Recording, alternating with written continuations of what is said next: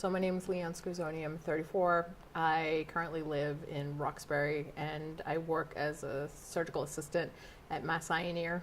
Previously, I was an executive assistant to different departments at Mass General Hospital.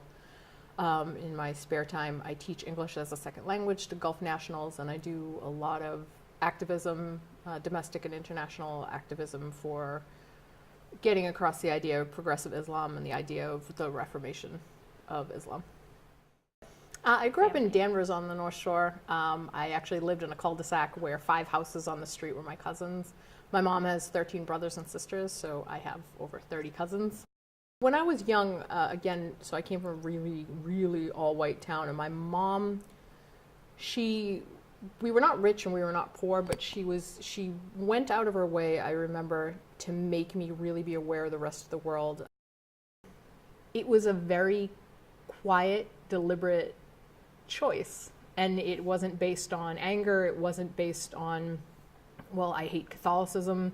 I'm very fiercely protective of all the emotions relating to conversion, not because I'm ashamed of it. It's because I've found both sides, meaning people who are anti-religion and people who are extremely religious, they try to take my experience as their own and use it for different things. When I first converted, I remember clearly telling a few people the full story and all the emotion and tearing up, and they said, well, that's it? Well, there has to be more than that. And then it became about how they viewed their own religion, and I realized I was being used more just as reinforcement of what they believed. My version of Islam, it's very solitary, it's very individualistic. I can pray with people, I can pray by myself, I can pray at home.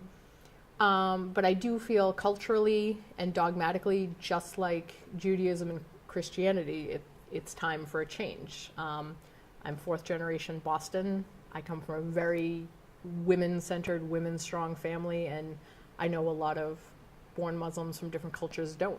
They don't come from places where, well, I have atheists in the family and nobody cares. I have a gay parent and no one cares.